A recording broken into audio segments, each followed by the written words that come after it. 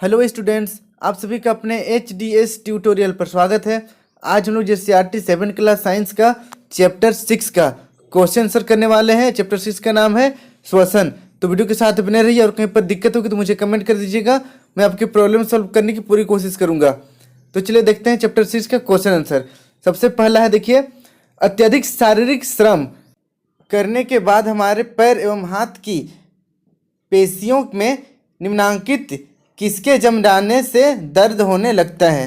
Clear है, मांसपेशी में क्या जम जाता है जिसके कारण दर्द होता है। तो यहाँ पर ऑप्शन दिया हुआ है, देखिए, A number alcohol, B number lactic अम्ल, C number carbon dioxide, D number glucose. तो यहाँ पर आंसर हो जाएगा B number lactic acid. Clear है, लैक्टिक अम्ल। जब हम लोग अधिक काम करते हैं तो हमारे मांसपेशियाँ में लैक्टिक अम्ल जम जाता है जिसके कारण दर्द होता है। फिर सेकंड नंबर देखिए, किसी सामान्य वयस्क व्यक्ति की विश्राम अवस्था में औसत श्वसन दर होती है। ऑप्शन ए 9 से 12 प्रति मिनट, ऑप्शन बी 15 से 18 प्रति मिनट, सी 21 से 24 प्रति मिनट, डी 30 से 33 प्रति मिनट। तो आंसर हो जाएगा 15 से 18 प्रति मिनट। क्लियर है। उसके बाद देखिए 3 नंबर, निम्न में से कौन मानव श्वसन अंग के भाग नहीं है। तो यहाँ पर देखिए, ऑप्शन ए फेफड़ा, फेफड़ा तो है। ऑप्शन बी आहार नाल, हाँ ये आहार नाल आंसर हो जाएगा। आहार नाल पाचन तंत्र से संबंधित है। क्लियर है ना, तो बी नंबर हो जाएगा आहार नाल। फिर सी देखिए, ट्रेकिया, ये भी श्वसन तंत्र से संबंधित है। डायफ्राम, ये भी श्वसन तंत्र से संबंधित है। तो इस तरह थर्ड का आंसर बी हो जाएगा, आहार नाल, जो श्वसन तंत्र से संबंध नहीं रखता है। क्लियर है। अब हम लोग बढ़ेंगे सेकेंड नंबर की ओर। सेकेंड नंबर का क्वेश्चन है, निम्नांकित कथन सत्य हैं या असत्य। तो देखिए ए नंबर, मछलियां में श्वसन के लिए फेफड़े होते हैं। मछलियों में श्वसन के लिए फेफड़े होते हैं, ये गलत है। ठीक ना, श्वसन के लिए मछलियों में फेफड़े नहीं होते हैं। मछलियों में श्वास लेने के लिए गलफड़े होते हैं। क्लियर है। अब देखिए बी नंबर, प्रश्वास के समय वक्ष गुहा का आयतन बढ़ जाता है। तो ये बिल्कुल सही है। क्लियर है। फिर देखिए सी नंबर, फेफड़ा से कार्बन डाइऑक्साइड को शरीर से बाहर वातावरण में निकालने की क्रिया प्रश्वास कहलाती है। तो यह बिल्कुल सही है। क्लियर है।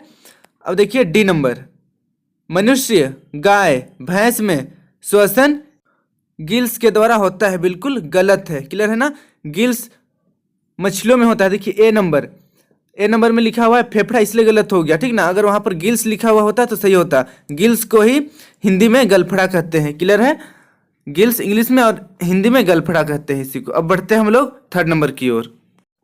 3 नंबर का क्वेश्चन है, खंड क में दिए गए शब्दों का खंड ख के साथ मिलान करें। तो देखिए मैचिंग है। ठीक ना, खंड क को खंड ख से मिलान करना है। ए नंबर देखिए, यीस्ट, यीस्ट हो जाएगा अल्कोहल। ठीक ना, यीस्ट ये अल्कोहल से मैच कर रहा है। अल्कोहल बनाने में यीस्ट का उपयोग किया जाता है। उसके बाद देखिए बी नंबर, डायफ्राम, डायफ्राम वक्ष गुहा इससे संबंधित है। उसके बाद त्वचा, सी नंबर त्वचा, त्वचा केचुआ। ठीक ना, श्वसन केचुआ कैसे करता है, त्वचा से करता है। फिर मछली, मछली हो जाएगा फेफड़े तथा त्वचा। उसके बाद पतियां, यहाँ पर रंध्र इसके साथ मैच करेगा। पतियां में रंध्र होता है। तो मैंने इसे क्रिस क्रॉस किया हुआ है, आपको सीधा सीधा लिखना है। क्लियर है। यीस्ट के बगल में लिखना पड़ेगा आपको अल्कोहल, डायफ्राम के बगल में लिखना पड़ेगा वक्ष गुहा। इसी तरीके से बाकी सबको सीधा सीधा लिखना है। इसे नोट डाउन कर लीजिए। फिर हम देखेंगे 4 नंबर। 4 नंबर का क्वेश्चन है, कारण बताएं। क्लियर है, कारण बताना है। ए नंबर देखिए, कोई धावक दौड़ समाप्त होने पर सामान्य से गहरी सांस लेता है। क्यों। ठीक ना, क्यों लेता है, कारण बताना है। क्यों सांस लेता है, ज्यादा सांस लेता है दौड़ने के बाद।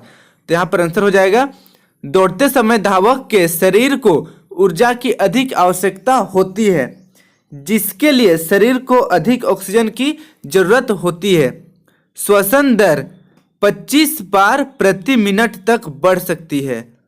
जब हम व्यायाम कर रहे होते हैं तो हम न सिर्फ तेजी से श्वास लेते हैं बल्कि हम गहरी सांसें भी ले रहे होते हैं तथा अधिक मात्रा में ऑक्सीजन को अंदर लेते हैं। क्लियर है, तो इसे नोट डाउन कर लीजिए। उसके बाद हम लोग देखेंगे बी नंबर। क्लियर है। बी नंबर का क्वेश्चन है, जब हम अत्यधिक धूल भरी हवाओं में सांस लेते हैं तो छींक आती है। तो इसका क्या कारण है? क्लियर है ना? तो आंसर हो जाएगा, देखिए, हमारे आसपास की हवा में धुआं, परागकण आदि अनेक अवांछित कण मिले होते हैं। जब हम श्वास लेते हैं तो ये कण नथुनों में स्थित बालों में अटक जाते हैं। क्लियर है? नाक के अंदर जो होल रहता है वहां पर देखिएगा बाल रहता है, ठीक ना? मतलब नथुन मतलब हो जाता है नाक के अंदर का भाग को नथुन कहा जाता है। तो वहां पर बाल रहता है, तो वहां बाल में जितना भी कचरा आता है वहां पर बाल में ही अटक कर रह जाता है, अंदर नहीं जा पाता है। फिर देखिए, यद्यपि कभी कभी ये कण बालों को पार करके आगे निकल जाते हैं। इससे नाखूनों में खुजलाहट होती है और छींक आ जाती है। छींक के साथ अवांछित कण बाहर निकल आते हैं और स्वस्थ हवा हमारे शरीर में प्रवेश हो जाती है। क्लियर है? बाल के अंदर जब कुछ कचरा जाएगा, ठीक ना, नाक के अंदर कचरा जाएगा कुछ, तो वहां से अंदर जो नाखून है वहां पर खुजलाहट होती है, तो छींक आता है, जिसके कारण कचरा जो भी नाक के अंदर गया बाहर निकल जाता है और हम जो शुद्ध हवा होता है सिर्फ उसको ले पाते हैं। क्लियर है? इसे आप नोट डाउन कर लीजिए। उसके बाद हम देखेंगे 5 नंबर का क्वेश्चन आंसर। 5 नंबर का क्वेश्चन है, वायवीय और अवायवीय श्वसन के बीच समानताएं और अंतर बताएं। तो चलिए देखते हैं वायवीय श्वसन और अवायवीय श्वसन में क्या क्या समानता और अंतर है। पहले हम लोग समानताएं देखेंगे। ए नंबर, ऊर्जा निर्मुक्त होती है। दोनों वायवीय श्वसन में भी ऊर्जा मुक्त होती है और अवायवीय श्वसन में भी। क्लियर है? फिर देखिए बी नंबर में, कार्बन डाइऑक्साइड बनती है। दोनों श्वसन में, श्वसन वायवीय रहे तब भी कार्बन डाइऑक्साइड बनेगी और अवायवीय रहे तब भी कार्बन डाइऑक्साइड उत्पन्न होता है। क्लियर है? ये हो गया समानताएं। अब देखिए असमानताएं। ए नंबर, अवायवीय श्वसन में ऑक्सीजन की आवश्यकता नहीं पड़ती, जबकि वायवीय श्वसन ऑक्सीजन की उपस्थिति में होता है। क्लियर है? फिर बी नंबर देखिए, अवायवीय श्वसन में ग्लूकोज पूरी तरह से विखंडित हो जाता है, लेकिन वायवीय श्वसन में ऐसा नहीं होता। क्लियर है? इसे नोट डाउन कर लीजिए। उसके बाद हम देखेंगे नेक्स्ट 6 नंबर।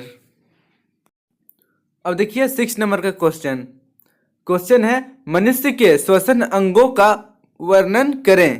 क्लियर है? श्वसन अंग का वर्णन करना है। आंसर हो जाएगा, जब हम नाथुनों, नासा द्वार, ठीक ना, नासा मतलब नाक का द्वार को बोलते हैं नाथुन, से वायु अंदर लेते हैं तो वायु नाथुनों से नासा गुहा में चली जाती है। नासा गुहा वायु श्वास नली से होकर हमारे फेफड़ों में चली जाती है। फेफड़े वक्ष गुहा में स्थित होते हैं। वक्ष गुहा पार्श्व में पसरियों से घिरी रहती है। एक बड़ी पेशी परत जो डायफ्राम कहलाती है, जो वक्ष गुहा को आकार प्रदान करती है। श्वसन में डायफ्राम और पसरियों से बने पिंजरे की गति सम्मिलित होती है। क्लियर है? फिर देखिए, प्रश्वास के समय पसरियां ऊपर और बाहर की ओर गति करती है और डायफ्राम नीचे की ओर गति करती है। यह गति हमारे वक्ष गुहा के आयतन को बढ़ा देती है और वायु फेफड़े में आ जाती है। फेफड़ा वायु से भर जाती है।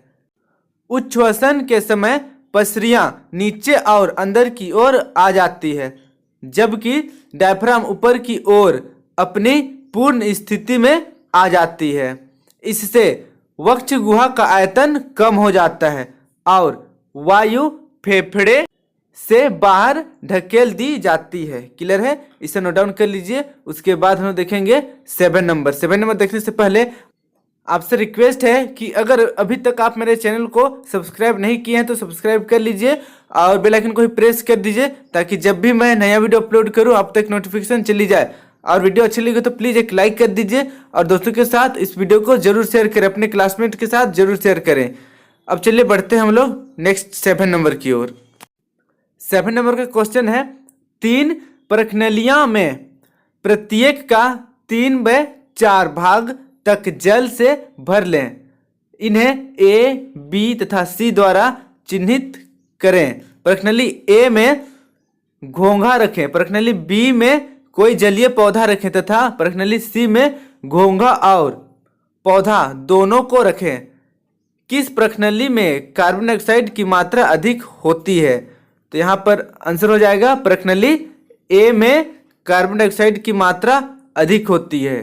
क्लियर है?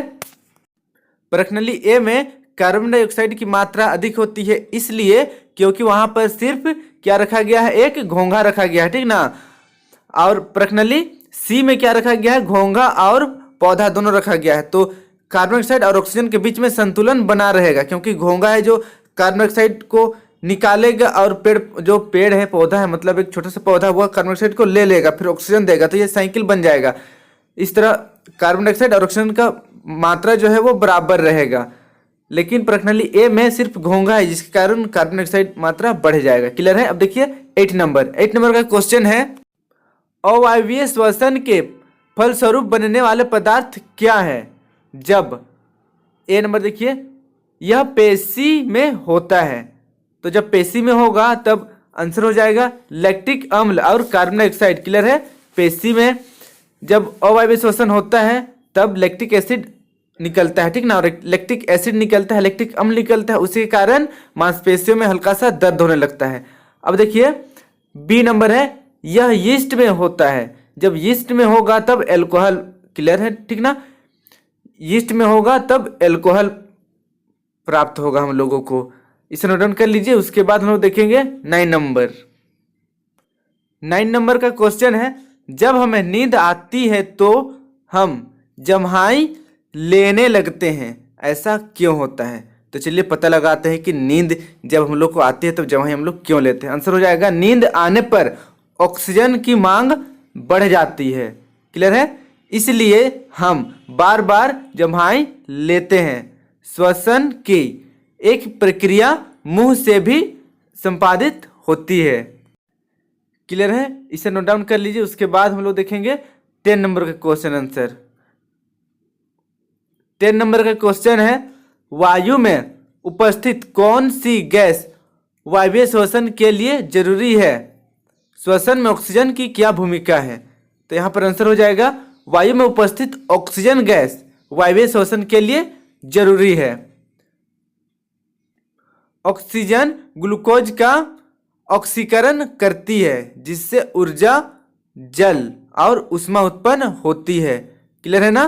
तो यहाँ पर अगर हम लोग को वायवीय श्वसन कराना है या करना है तब ऑक्सीजन का उपस्थिति बहुत जरूरी है, ऑक्सीजन होना बहुत जरूरी है, तभी हम लोग वायवीय श्वसन कर सकते हैं। क्लियर है? ये था हमारा last question. Thank you for watching my video.